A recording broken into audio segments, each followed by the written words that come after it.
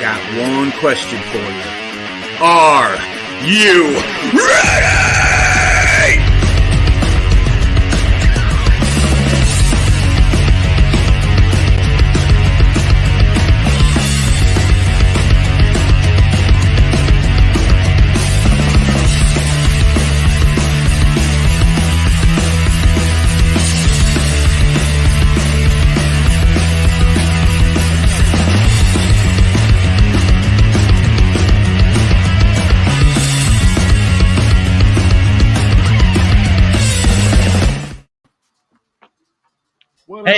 Hey, what is up, everybody? We have an amazing guest today. It is Timothy Myles. What is going on, buddy? How are you? Man, I'm coming off a very busy work day, but I am really good. Just another rainy day in Nashville, Tennessee. So making the best of it. What I got. Nice. Right on. And what do you do for a full time? Are you doing something in music, or are you doing some other job, or? Well, the goal is to one day do full-time music, but right now I work as a roofing contractor and salesman, and that keeps me plenty busy. But it's a lot of fun. Yeah, there you go. That's what matters. For lots of fun. Cool, man. Well, you know what? Again, yet another delightful artist that we had the opportunity to listen to their music, enjoy out of Chicago, and apparently now living in Nashville. But absolutely love the Windy City, and we've met a couple people from the Windy City, so pretty cool, very cool. James, how are you, buddy? I am doing very, very well. A little hot and humid out here today. We're having a little bit of AC problems, but I getting that tended to on Thursday. But other than that, I've been keeping busy, home renovations, and helping my friend out with his floors, being that he knows that I know how to do floors now. So I'm doing that now. So I'm doing flooring too. Is that like when somebody knows that you like have a truck, and so now everybody will like ask you to, yeah. He's like, it was like my first time learning how to do floors and stuff like that. So he's like, hey, you did your floors. Can you help me do mine? I'm like, I'm like doing it. I'm like, done it. Like, okay. You're a contractor now. You are a contractor. Welcome to the world. Carpenter, whatever. There you go. Good times.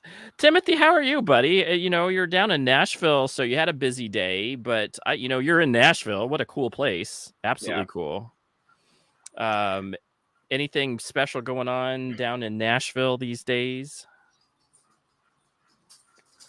Man, I mean, every week just seems to be something different happening.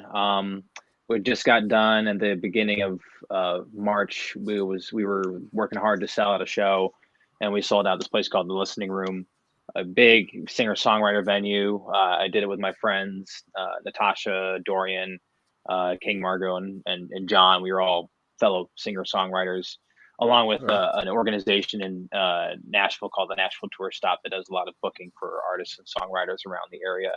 So we were able to sell out this venue. We had 276 people show up.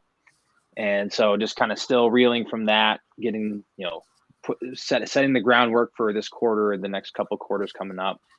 Got plans for recording. I was in the studio this Monday recording a song called Ohio Valley Sunrise. I plan to have out in quarter 4.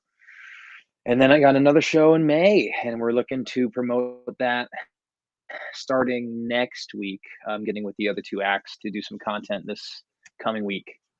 So man, all cylinders are firing, and it's exciting. And I feel like I'm always behind, but that's a good place. As I've learned, it's a really good place to be instead of having nothing to do. Totally, man. Totally. That's the way to be, is busy and living your passion. That's very enjoyable. So it is that time, though. However, you know what time it is. It is that time to talk about desserts and food, of course. Our one of our favorite things to talk about. And we always go guest first. We know that he brought a dessert tonight, and I can't wait to hear about what dessert you have. What do you have, and what did you bring today? So, a little backstory on me, along with this dessert. The original dessert I tried to get actually wasn't available anymore, which is very sad in my heart. So I was excited to come on this show, one, because I used to actually cook in kitchens back in 2019. I was trying to figure out if I wanted to be a chef or not. Figured out, man, James, I got a lot of respect for you because holy moly, it is a hard industry. So there was this one, the chefs would always go to these international markets and then bring back snacks and like desserts and like things like this. And so it inspired me to, whenever I would pass the international market I go to just try something new that you don't really know what it is. And you like, it might have some Japanese kanji on it and you have no idea. And there's like a durian on it or whatever. And you just buy it and taste it and see what happens. So unfortunately, they didn't have my favorite snack and dessert of all time, which is called shinzang, which makes me very sad. But what makes me very happy is that I picked up this something from the international market, just called Hatai home run balls. I don't know. I've never had these in my life before, but I figured because this is a cooking show, I would do the same thing I did when I was cooking. So Hatai home run balls from Korea, chocolate flavor, and they have a nice character of a man hitting a home run, and by I think what's this? I think it's the same company that makes Shinzang, so we'll go with that. You said Shinzang. Shinzang. It's brilliant stuff. So we're gonna open this up and figure out what they taste like. So that's what I got. Home run balls by Hatai. Home run balls, everybody. There you have it. A first from Korea, fresh out of Korea. I think So that I might open one up and try one. I gotta try one here. I'll get it going here. But go ahead, Alex or Andy. Jeez Louise, why keep your phone with Alex? I have no idea. Let's see if they're good. Let's examine. Oh, they smell really nice. Whoa. Okay. So there's a lot of them. They come in like a. There's no fancy packaging. They're just. This is apparently a home run ball. I see the chocolate filling inside. There you go. What are we made out of here? We're made out of rice flour and goodness. I can only imagine. Trying it for the first time,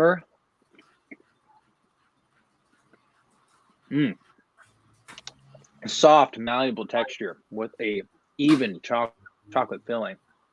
I approve of a home run. It's a home run. Mom, There you go. Knock it out of the park. knock it out of the park. Get out of the park. End the show. We're done. No. We're done. See you later, guys. See you next week. So what did Andy bring? He brought homemade pumpkin bread. Homemade pumpkin There you bread. go. All right. And not homemade by me, just homemade pumpkin bread. At least it was homemade. It was homemade. Oh, It was homemade. And again, Andy is a thief and stole somebody's pumpkin bread. I heard about that in No. previous videos. Shame on you. Somebody at your work is like, I'm missing my pumpkin bread. Yes, there was a catastrophe. I stole it, and then I said that looks like some dessert that I'm going to be eating tonight, and then I took it. So The top of the lid says like Carol. it was in the. Carol's like, where's my pumpkin bread? Tomorrow's gonna be like a note that says Where's my grandmother's pumpkin bread that she made especially for me? Where did it go? She only makes it for me. She only makes and it's 2 gone. loaves a year, and I got one of them finally after 20 years of asking. Someone take it. Someone take it. And That's he's like, right. I got it. It's homemade. I stole it. That's hilarious. So yes, but it is old-fashioned from Maine, I was told, and it's like using old recipe stuff and ginger and real pumpkin, and yeah, so fairly cool. I'm always excited to try something new, and it was either that or it was like cashew. What is taffy? No, not cashew taffy. Cashew brittle. Like instead of peanut brittle, this was cashew brittle. So probably next week we'll be bringing that. So, but of course, now is the time that we bow down to the chef, and we know. Like he didn't have to steal his peanut his peanut brittle or Stolen. cashew Somebody brittle or stolen. pumpkin bread. He didn't have to buy it from a store. What did you bring, my friend? Blueberry muffins with like the little streusel on top. Woo! Homemade blueberry muffins, everybody. There you have it. Let's go ingredients, buddy. Let's go ingredients here. Ingredient, you want like full recipe, or you want little breakdowns, or Yeah, a little bit of breakdown. We'll All do right, a we'll do breakdown for those who are just absolutely. And I'm telling you, professional chef. He's going to give you a breakdown on how to make this. So go and break it down. All right. There's a wet ingredients and dry ingredients. You have to mix them together. So the dry ingredients are 2.5 cups of flour, 1 tablespoon of baking powder, teaspoon of baking soda, half teaspoon of salt, not tablespoon, half teaspoon. And then the wet ingredients are half a cup of unsalted butter, melted and cooled, 1 cup of sugar, or granular sugar, two eggs, 1 cup of milk, any kind, a tablespoon of vanilla extract, and 1.5 cups of blueberries. Mix those together, and then set the 425.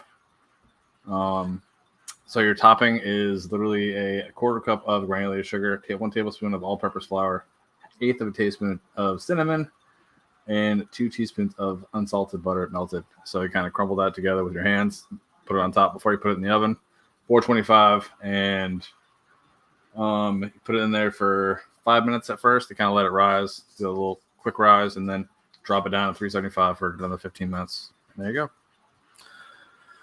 You got some muffins. It's absolutely amazing. Absolutely amazing. As always, he hits on all cylinders. There you go. So that's why I have. What up? Do you freeze your blueberries before you bake them, or do you just keep them fresh? I've done both. I've actually done a frozen and dried out. I think they probably work out best if they're kind of get all the moisture out of them, and then add them in. That way, you're not gonna have like a lot of added moisture or no moisture to it because it's frozen. So nice. Okay, cool. Yeah. There you go. Sounds amazing as always. So now we're going to get into some food questions for you there, Timothy. Are you a Timothy or are you a Tim? Whatever you like, Friends call me Tim, so call me Tim. We're going to call him Tim. So we are friends all on this channel, so we're going to call him Tim. So Tim, what is your go-to gig food? Like if you're about ready to go into a gig, what is it that you must have in order to, what do you have to have to eat right before your gig? Nothing too big. I learned a trick early when it came to Nashville. And if you're going to get food to go on before stage or like 30 minutes beforehand, either French fries or potato chips. And it sounds counterintuitive, but the oils and the grease from those products actually help to loosen things up in your vocal cords a little bit. So it helps you sing a little bit. So if I'm gonna hit the stage like right then and there, I'm gonna hit a bag of chips or fries if I need it. Now, depending on the gig, if I know I'm gonna get lit at this gig, for all you children who know what lit means, I'm gonna have a big old bowl of rice, because if people are gonna be buying me shots, or I'm gonna be having beer, like I'm going to a brewery or a distillery, and people are gonna be giving me things, I'm gonna have some backup to absorb that alcohol. So either rice, French fries, or potato chips if I need it. Very smart. Very smart. Yeah. Strategic. But we might be adding home run balls to the list. We'll see what happens. There you go. Home run balls, everybody, from right out of Korea. That's the best thing. Is it's, it's soul. Come on. There you go. Soul food, everybody. So that's awesome, man. I enjoy that. James, you had a food question for him? Let's see. Yeah, because I know you're saying so you kind of have to kind of not eat a lot of kind of heavy foods or drink or whatever. So it's just Let's see. I'm gonna think of one. So I don't have one on top of my head, but I'll think of one. Take your time. I normally don't ask him that. I put him on the spot, everybody. That's what happened. Andy just put him on the spot. Yeah. So here is what. So the next question of always, as always, is if you are on the road, what is your on the road food? Like I'm stopping in a city. What is your go-to on the road food? So we're in the city and we're getting food in the city. Yeah, well, wherever you're on the road. So you're like, you're like on the road going to a gig. It could be in a city, but it could be out in the middle of nowhere. So how I eat and diet, if you will. I don't typically eat lunch, so like midday traveling is fine. If it's in the morning and we're hitting the road, where's the nearest donut shop? I need a donut. We need to hit the road, and we're good. If it's the evening, if we're in the Midwest, Culver's. Find it. I don't care where it is. Hit Culver's up. And then the old standby, Chipotle. It's just a good, quick, healthy eat. There you go. Chipotle is good. I like Chipotle. Chipotle, or what is the other one? Oh my goodness. There's another one that's exactly like it, but I had it the other day and I thought it was actually a little bit better than Chipotle, but Qdoba. I digress. Chipotle is really good. Indeed.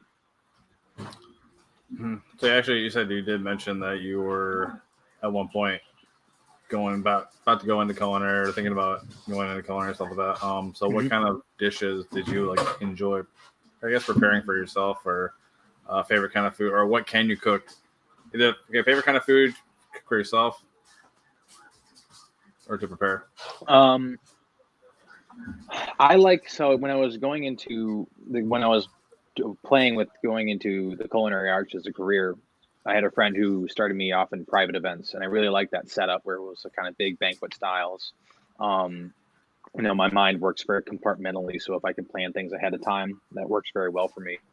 I think the best thing I created when I was in the kitchen, which was my own recipe, I call it. The name doesn't have any like South Asian ties to it at all, but I call it drunken salmon, where it's a salmon over it's over an herbed rice that's been seared on both sides. That comes with oh no, we lost Andy. Andy's gone. Hopefully he'll be back. Well, now it's just you and me, James. So we can just talk about food things, and we can leave him out of the picture. Get out of there. But when I kind of came up with it on one day because the food distributor had made a mistake in their order. They gave us the wrong onions, and they're the little, I forget the name of the onions. They're like small, tiny white ones, the Campellini onions. I know you're talking about Capellini or something like that. Yeah, Cappellini onions. So I took the Cappellini onions, some Worcestershire, some wine, and made kind of a thick sauce with it.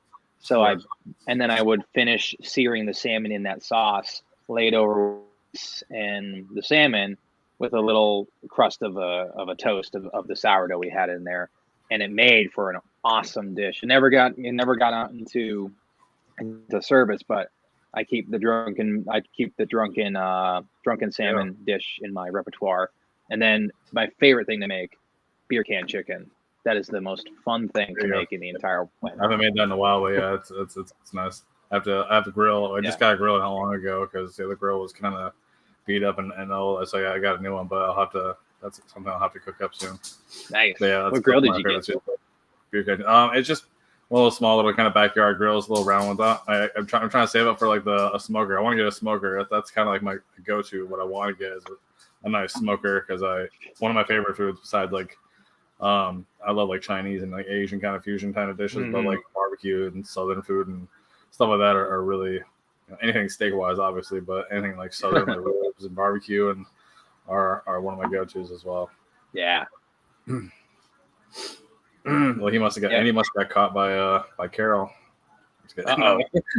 Whoa! Oh, there you go. Oh, he got away from Carol.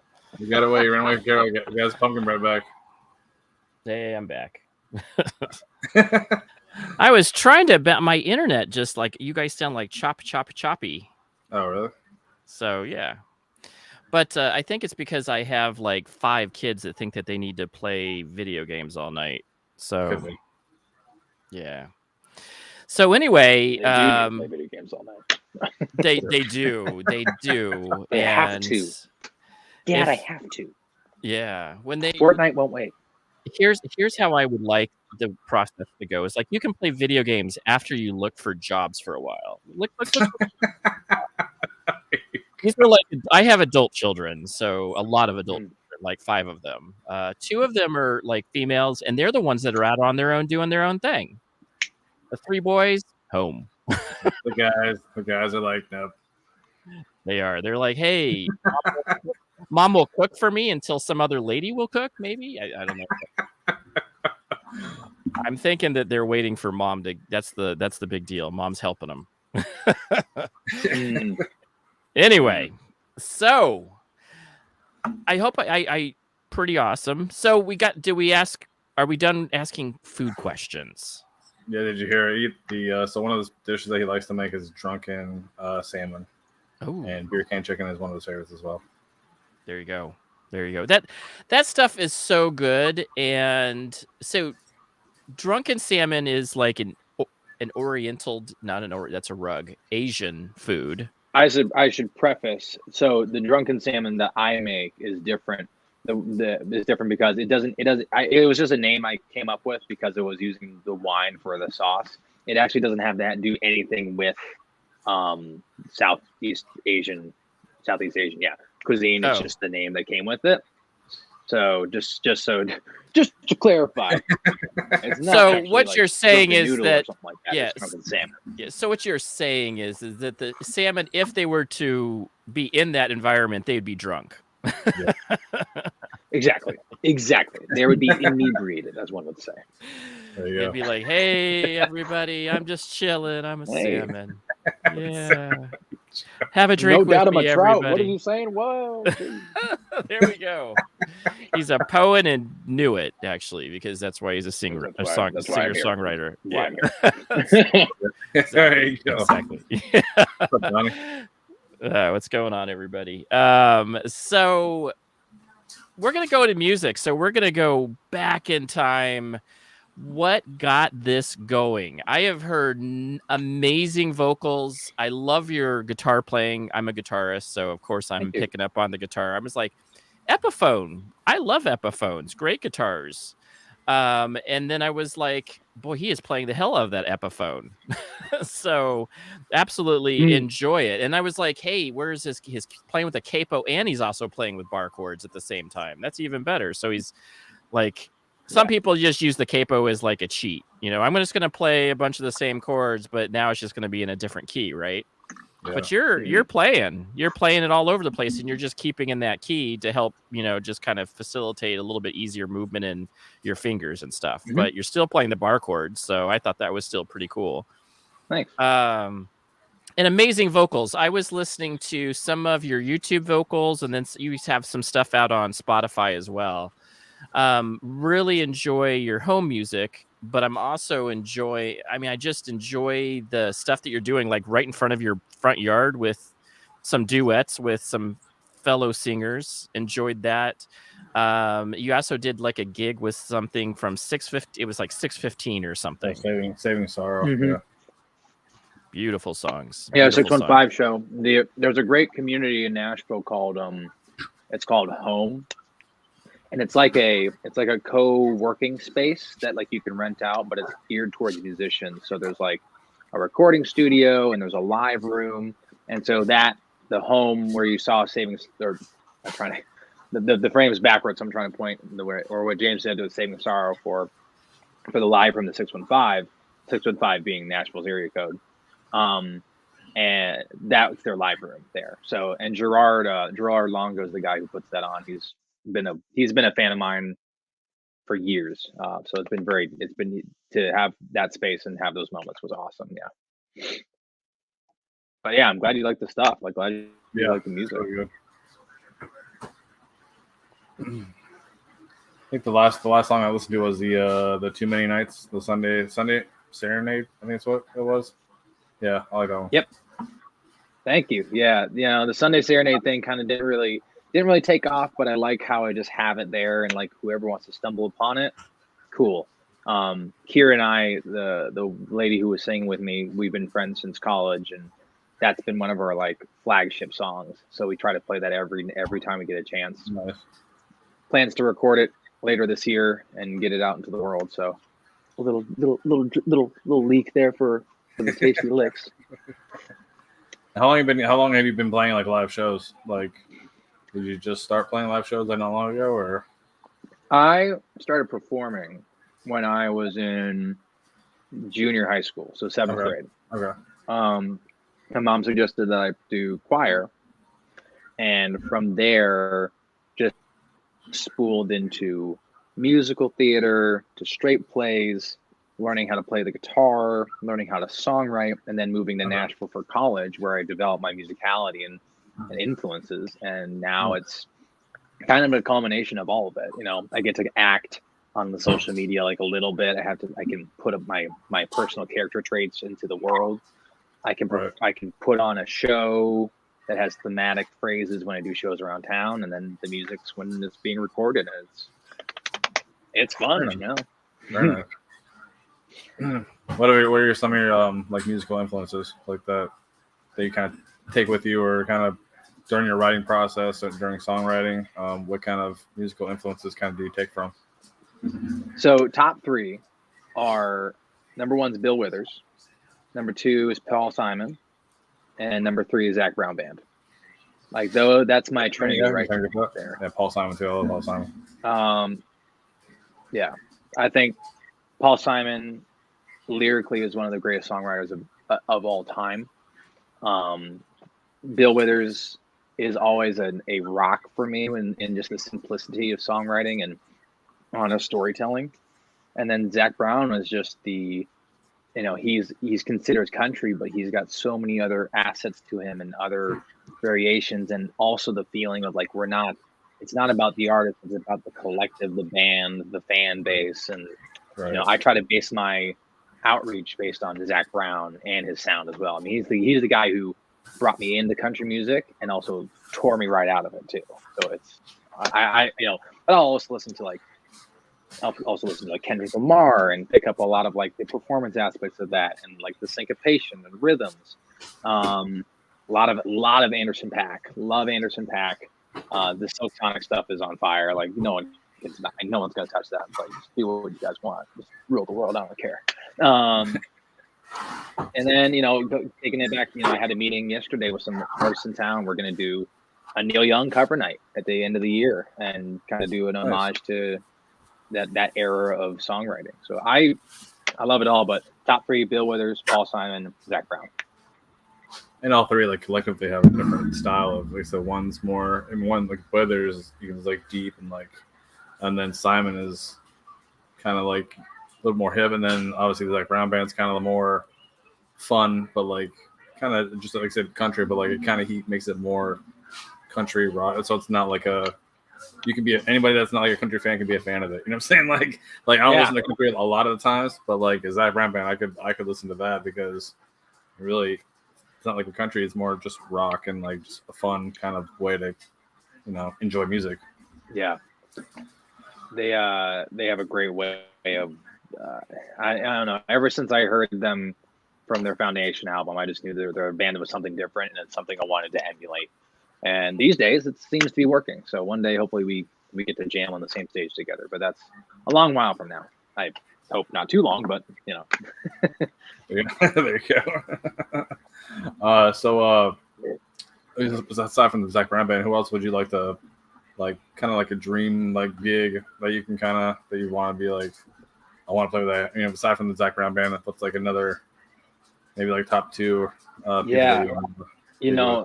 something that I kind of, for at least for like a barometer of success for my own career, I view my success on like, who am I opening for and who am I performing with? Right. So Zach Brown's obviously on the list. Bruce Springsteen would be on like high on that list. Yeah. If I got to open for Bruce, You could stab me as I walk off the stage. Be done. Low ball. There's this guy. There's an American artist by the name of Hayes Carl. I shouldn't say low ball because he's a pretty successful musician, but Hayes Carl, he's one of my favorite Americana singer-songwriters, and just thrashes this sort of rockabilly, old style of rock and roll. And I would love to open up with that guy. But I have a whole list of people I want to knock out as I'm ascending to the top of the mountain. Well, the cool thing is I think you'll actually. I mean, your music is really talented, and I like your vocals quite a bit. Your playing is really. I mean, I thought this is the cool thing is I could see that when you were in your duets, you were following the Kieran. Is her name Kieran? Kira. Yeah. I could tell that she was really in a. That's what I almost think it was like a spiritual experience, especially the one where you're talking about strangers. I thought that was. I loved it. I loved the lyrics of it, and I liked the vibe that you were giving out. To me, it was a very spiritual experience because you guys were talking about coming out of COVID and everybody kind of being strangers. And then also you're really into the space that I like, which is helping other people kind of connect and wanting to be more connected. And I could tell that that's what kind of your music influence was about. Like, hey, I want to connect with people on this music and also have a message that goes along with it. Can you tell me more about some of that, what is that for you, for writing some music and then connecting with other audiences? What is that all about for you? When it comes to those moments, especially when it's live performance, I always have to remind myself a kind of a mantra before I go on stage or whenever I'm doing something with music is that it's not about me, it's about we in this moment. Because any chance I get to play, any writers round, open mic, sold out show, the listening room, Bridgestone, whatever. Like that moment is something I'll never get. We as a collective in the space will never get again. We could play the same show a year later. We could play the next week, but that particular instance and everything that's happening will never happen again. So it's my job as the artist is to leave the audience with something to remember, then give something impactful for them. Not only just be like, oh, that was a cool show, but like, man, they took away something. And I don't mean to say that in the way of I use the phrase like I want people to leave my shows like they just watched an action film. That feeling you get when you're just energized or pumped or you're feeling something afterwards, and that's just what I try to convey. I don't glaze over the importance of the moment that we're in. So, and when it comes to community, music has a very special way of reaching beyond divides, even in ways that we don't really comprehend. I always bring this the analogy or some story of if aliens came down to this planet, the one way we'd be able to actually communicate with them would be audio signals and tones and because hopefully they have something that they can receive those messages with, but a sound is a sound.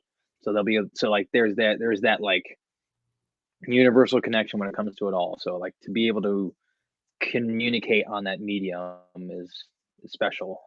So again, I started ranting, but the funny thing about strangers and the fact that you mentioned that, so I wrote that song back in 2016, and every year there's a reason that song relates more and more. So I've loved the evolution of that song because like you said, it connected in COVID. My friend Teddy Knack and I, we wrote that back in 2016 when the first election cycle of the previous presidency was happening and everybody was getting riled up. And I was like, guys, let's ignore that. Let's be let's be one plane here. We can work together on this. And every year presents its troubles. We got the Ukraine conflict happening right now. We have people deliberating whether or not Will Smith was right in smacking Chris Rock, and that's another divide. It's no, keep focused. We're all together on this. So that's funny you mentioned that because it's it stays relevant, and I'm glad that happened, because that's again exactly the message I'm trying to portray. Like, we're all in it together. There's no real divide except the ones we create in our own heads about each other. Presumptions. I'm done. There's my mountaintop speech. I love it, man. I love it. I dig that stuff. I vibe with that. So that's what I'm all about, is that kind of connection and making the world a little bit better place by, doing whatever I'm doing. So I love it, man. I think being able to do it through music is absolutely beautiful. And I think that's what I saw in that. I really like the connections on some of the lives that I was seeing. It's just really, you can tell that some of the live stuff that you were doing, you had the audience really involved, and you definitely have the stage presence, which absolutely is for people who don't know, that is extremely hard. So not only are you talented and able to play and sing, but also having the ability to have stage presence. It goes a long way. So like you're saying, I expect to see somebody out of Nashville named Timothy Myles hitting out on the road, and we'll be able to see his albums a lot more, and it'll get a lot more play, because I can tell that you have that ability to have that stage presence, and some of the things that are the it factor, I could say that that's what definitely you have. And we've been very blessed to have, we've been very blessed to have a lot of really great folks on. But we definitely recognize the talent and where I think the strength is. So really cool. Yeah, well, I appreciate you saying that. It's taken a long time to get to this point where I'm very comfortable with who I am as an artist, and it's starting to translate a lot better. Yeah, it's a great journey that I'm on. Very cool. Nice. James, I know you always got good questions too, bud. What do you have? I guess for people that kind of come across this video, that may not know about your music, kind of just describe how your music is, or how just a brief description of how your music sounds, like your music sound style. Yeah, I mean, the elevator pitch I give people very frequently is it's a combination. It's a heartland rock combination of Bruce Springsteen mixed with Bill Withers. It's the culmination of those retro vibes, but brought into a forefront with a lot of natural themes and a lot of connective themes too. And there's also songs that are just like kind of silly. I don't have many of those recorded yet. But there are moments in my set where it's just like, this is a ridiculous moment, and like it's fun because it's fun. And that kind of breaks that fourth wall barrier of like, oh, I have to be an artist not to perform. It's like, no, I'm gonna sing a Disney song. Get over it. Right. You can kind of tell that in like your social media. Like you can tell in your posts that there's goofiness and silliness with whatever you're doing. So just having fun with it is more. I'm saying like the point of it. I'm saying it's not all to have to all be serious, but having fun with it is the best way.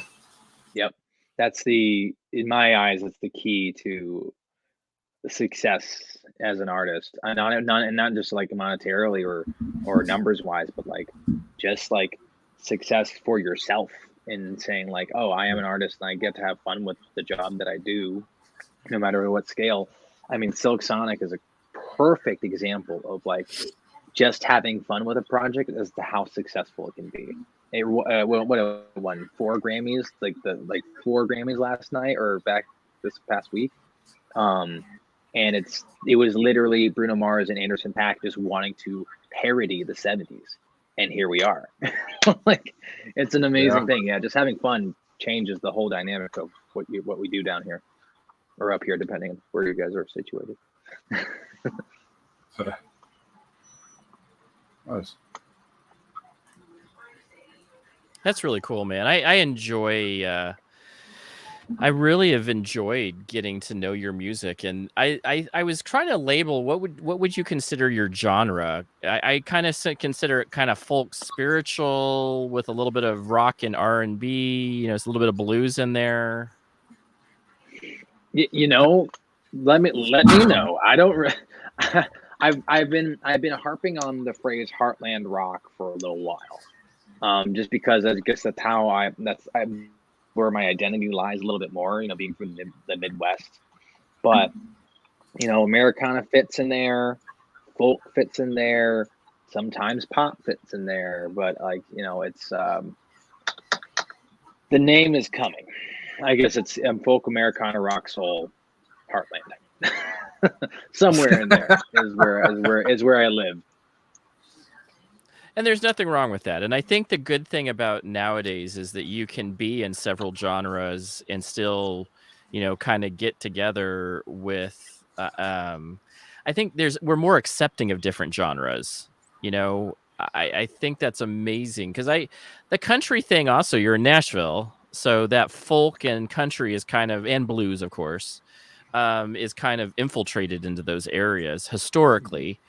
But it doesn't nowadays with Nashville being the way Nashville is. It's you know, it has a rock part of it now. There's a lot of rock bands that are coming and playing in, you know, out of Nashville.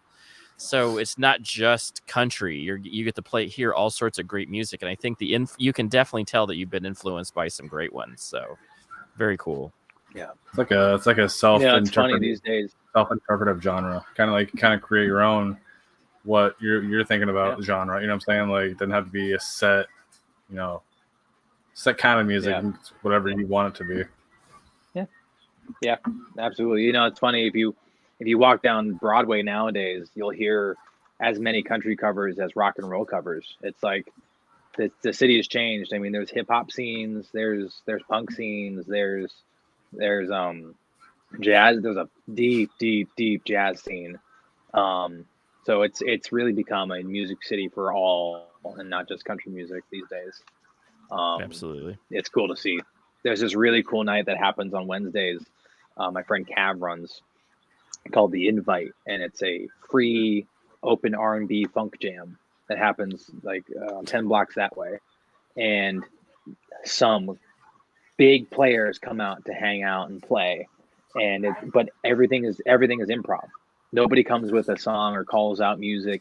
Everything is just off the cusp. Someone starts a beat, someone starts a riff, the singer says something, and they make music. And it's the coolest night in the world because you never hear the same thing in the same minute. That's that night in particular for me is like, this is what Nashville has become. It is an invite to all walks of life to just create together. No, that's cool. Yeah, that is cool. I enjoy that. And that's, you know, that's the cool thing about improv is that, and there's so many bands that you think about, like Grateful Dead, that just were like improv shows. Like, just never any show was the same because they're musicians playing and vibing together, and, you know, they knew how to play well together. And I think, how hard do you think improv is as somebody who's, you know, been doing this for a while? But improv is about picking up different things in the music to be able to play along with it. Mm-hmm. I think improv, you know, in certain genres, there's set rules. You know, a bluegrass jam is different than a jazz jam. There are certain aspects to it that you just have to understand from the get-go. For me, like, I wouldn't consider myself like a prolific musician in the fact that, like, I'm well versed in theory or well versed in jazz, but like, I think the most important thing in any jam or improvisational setting is that you bring more feeling than technicality. You're kind of showing you're showing who you are in the jam session, and people can relate to that even better. Like, there's a great video of, I think John Mayer was in an interview talking to Jimmy Fallon or something, and he was talking about how he and Dave Chappelle had a jam session one day. And Dave Chappelle isn't a musician, but all he did during the jam session was like do the talking about something here, and like, it was still a jam, but it was just communicating emotion and feeling towards one another. And so, like, in these open jams, when I'm next to the drummer for Jack White and the keyboardist for Childish Gambino, it's like, I'm not going to try to impress them because they've seen everything. I'm going to come out to these stages and be like, this is who I am. And more often than not, people can vibe on that. I think it's a cool moment. I mean, even taking a lesson from, I know I'm pulling out the guitar a little early, but even taking a lesson from like Bill Withers, he has songs that literally just base themselves off of 2 chords, like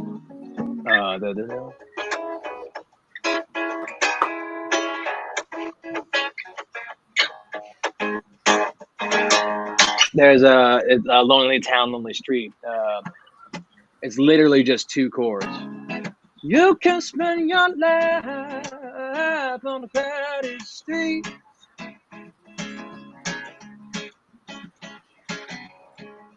You can walk alone on a crowded room.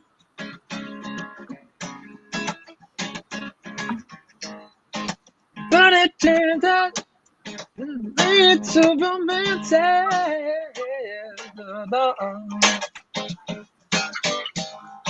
Run out the people, the power to the beat. So, like in that setting, it's like it's not about the technicality; it's about the feeling. And so, in improvisation, that's the whole key. But I don't know. I ranted. I love it, man. Totally love it, though. Yeah, totally dig it, man. That's really cool. So this is the time that we're gonna be able to hear you play some music. So everybody who is out there in music land and wants to see an amazing musician play, this is the time to go grab your friends and hear an absolutely amazing. Yes, absolutely. So we're gonna grab some cool vibes here, everybody, and again, go grab your friends. Let's go watch. Let's see. I'm gonna see if I can take these off of the earbuds. See if I can't get this going right here. Hopefully, it doesn't feedback too bad. Hello, everyone. Welcome to Music Land with Timothy Myles. Y'all can hear me, okay? Yeah. Yep.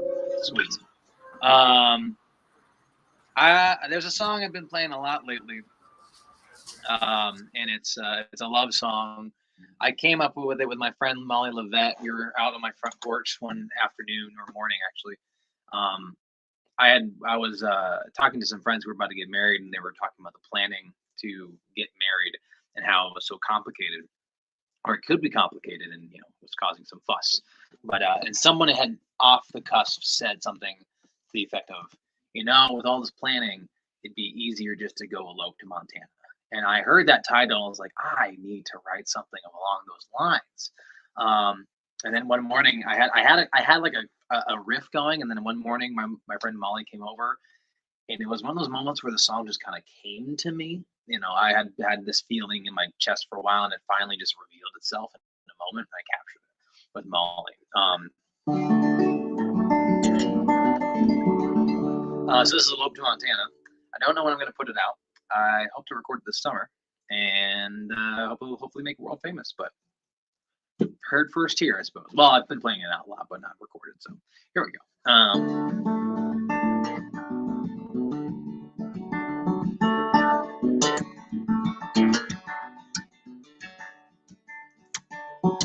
Let's go elope to Montana.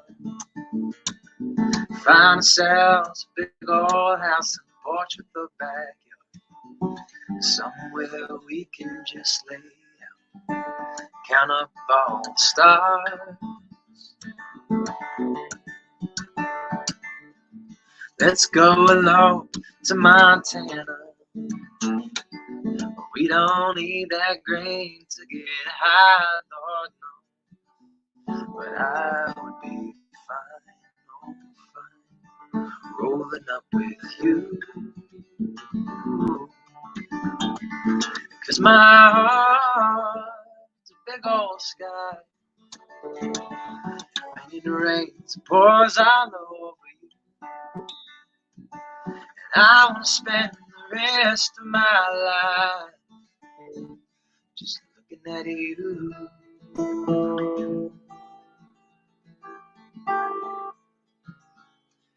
So baby, pack your bags for Montana. Roll the windows down, throw that Willie Nelson on. Don't forget to write to your mother to come see us in the fall. And when we get on up to Montana, better walk your favorite pair of boots up to the courthouse doors. The mayor's gonna smile at us and ask how it feels to have it all. Oh. 'Cause my heart, it's a big old sky. When it rains, it pours all over you. And I won't spend the rest of my life just looking at you.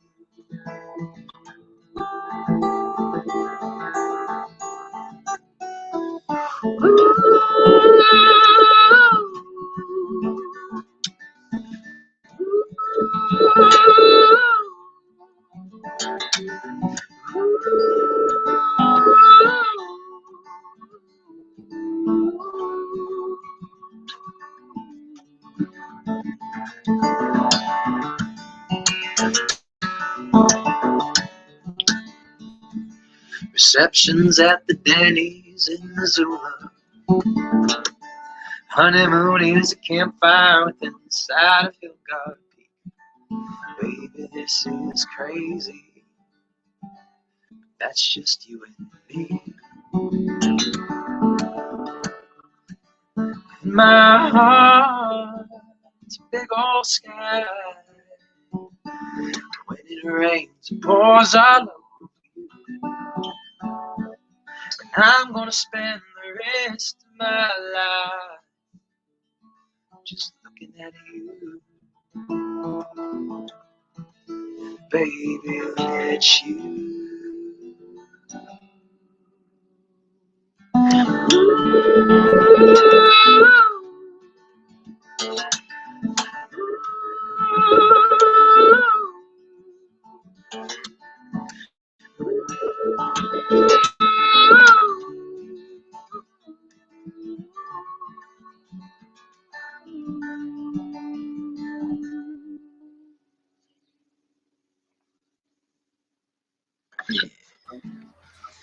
Yeah, so that's that. That is the country influence that Nashville has definitely had on me. Kind of more of that Glenn Campbell, you know, folksy traveler, John Prine feeling that I've gotten over the years.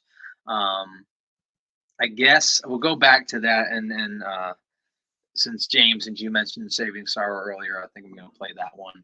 A little chiller. Strangers is cool, but it's a little too rocking for this setting. I like kind of chilling on the back porch for this one. We're gonna do one called "I'll Try," and I'm actually gonna kick it up one step here on the capo. We're gonna my friend Jackson Dreyer, who's an amazing pop R&B singer-songwriter here in town. He's better than I am. He's a guitar player, and he kills it every time. So, oh goodness, we're gonna get that. There it is. This song's called "I'll Try." It's about two people in a relationship trying to make something work here. So here goes.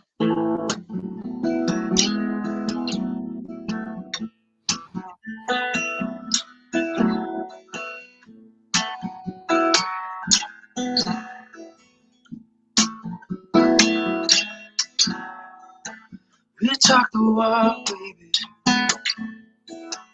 Lines been drawn. Trying every way to get back to okay. But I drop this ball, baby. I'll take the fall. While I'm bringing every flavor from Merlot to a sweet champagne. Just let me in the front door. Still got a lot to say. May not change the world, baby. Maybe we can find a way. 'Cause if I make you laugh, I'll get a little piece of you, babe. If I make you smile, the moment you're still mine. But if I make you cry, must be something I can do to stop. Well, I'll try.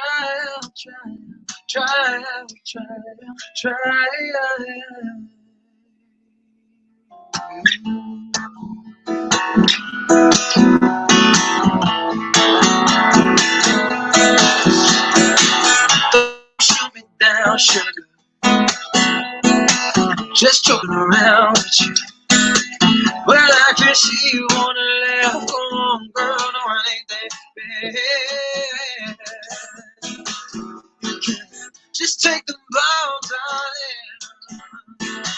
You make the call on this. 'Cause if you're gonna take me back, I want you to want this to last.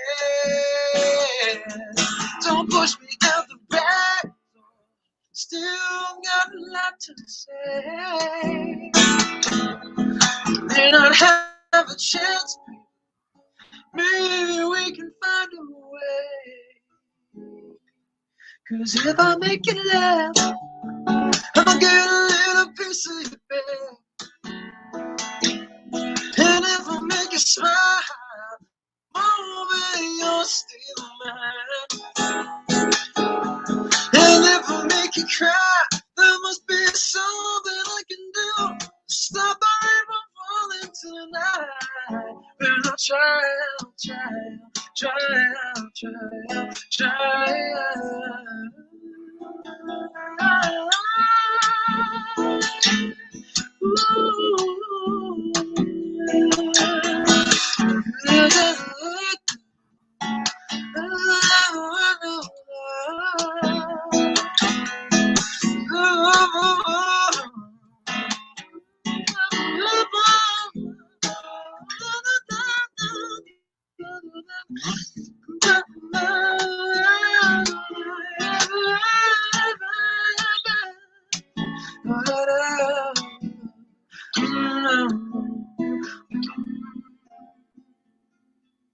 Cause if I make you laugh, I can get a piece of you back.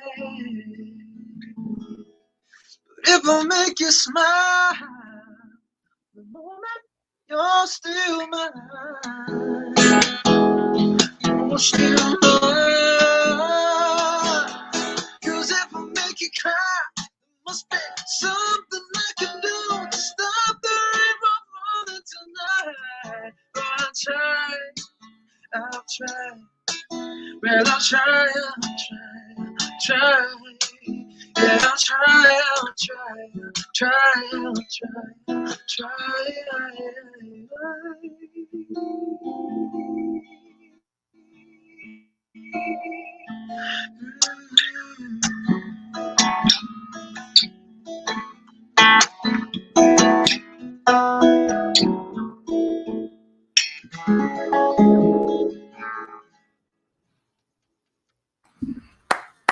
Awesome. Absolutely That's beautiful. awesome. Absolutely Thank you. beautiful. You know, it's and this is the one thing that we've been just really blessed on this show to get extremely talented folks, and you're no exception. Absolutely blown away by your vocals and your playing.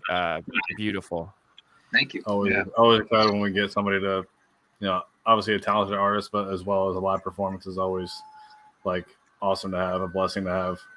Yeah, absolutely. So I love to do it. That's why I'm here, Yeah, very cool. So we're right at time, my friend.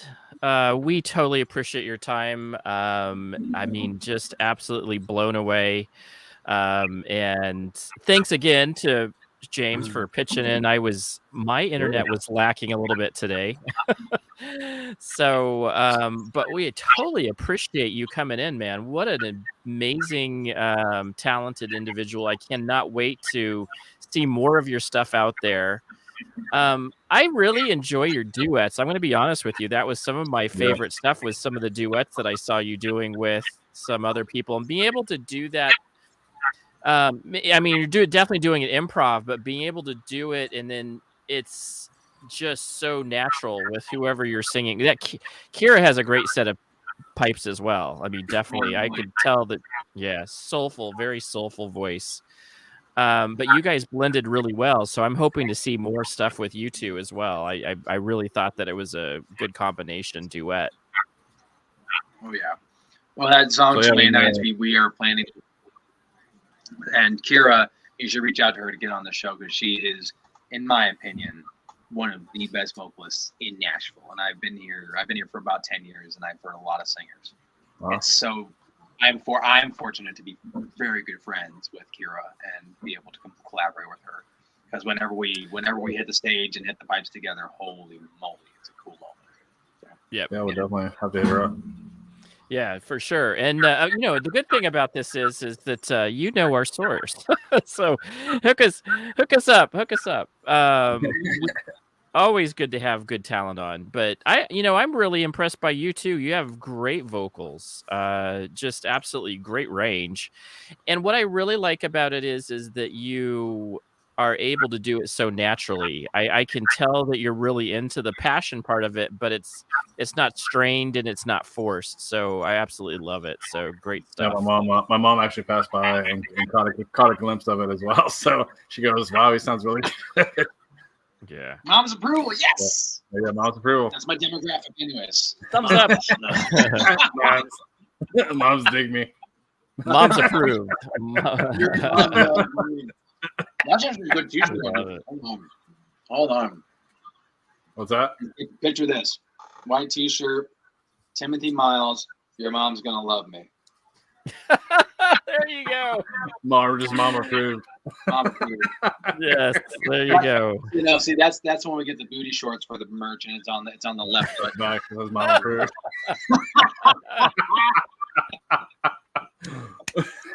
There's some of that chef people coming out of me. See. Love it. It just has it just says Miles and just has like an odometer. There you go. Miles. That one. There you go. That'll do. There you go. Well, hey, next time you're in Sarasota, hit me up. You need a marketing guy. Yeah, you need a marketing guy. You know who it is. I'm ready. So James, any last questions for Mr. Tim here? Yeah, it's been awesome. It's been awesome getting to listen to your music and experience it, and obviously having you on is awesome. Yeah, we'll definitely have to have you on again.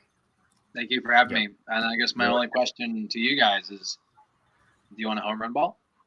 Yeah, there we go. Yeah, awesome. Home run. It's what if soul it food. actually gets through the screen? It's just. Whoa! Awesome, man. Awesome. Well, Tim, again, thank you for coming on in. And where can people hear you? Spotify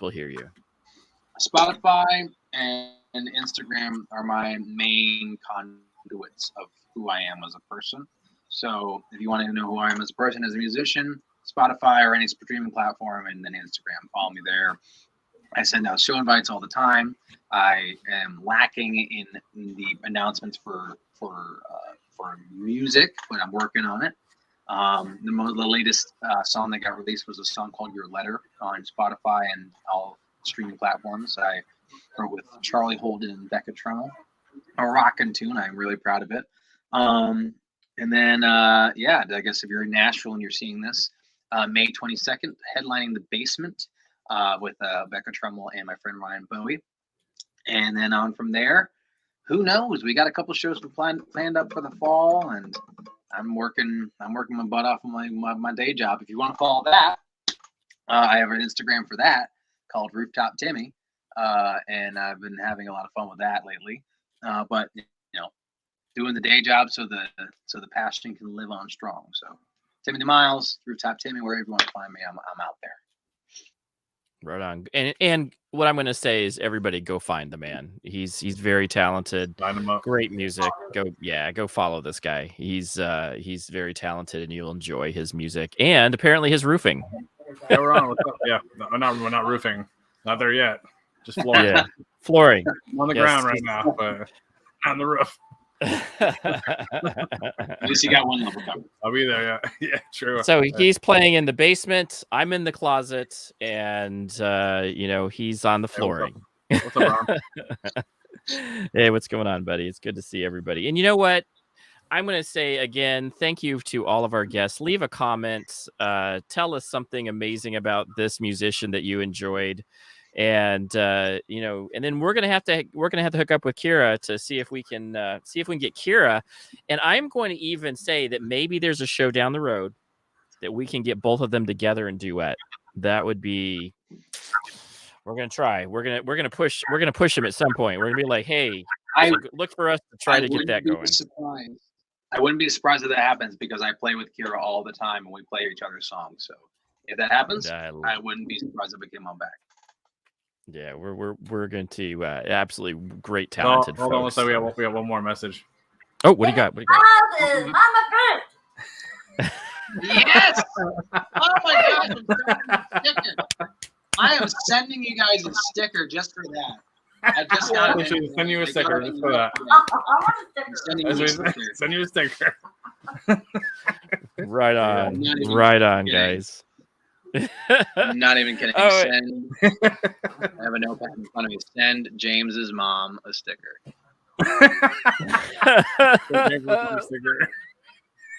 You're getting a sticker. There you go. He wrote it down. He even wrote it down. There you go. We're gonna stick him to it. So we're gonna be like, hey, mom needs a sticker. Mom needs a sticker.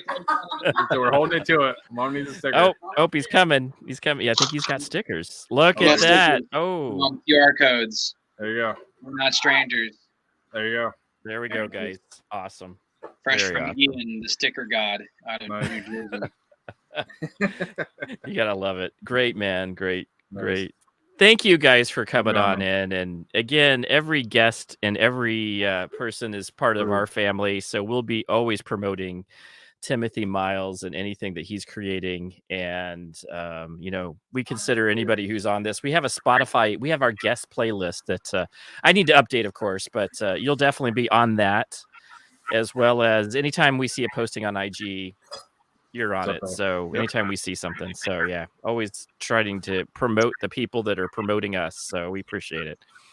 And again, our fan base is growing. So we are almost at 100 subscribers, folks, for a small little YouTube thing that we tried out. Getting there. We're getting there. So you know, we're gonna get there. We're gonna get there. So anyway, we will catch you guys all next week. And James, go ahead. What? Stay tasty. Stay tasty. Stay tasty. Home run. Extremely tasty. And eat a home run. The home run ball. Home run ball. Home run ball. Try it. Home run ball. Tasty lips. Sponsored by Home run ball. We'll see you all later. This is fun. Oh, that's fun. Oh, got it.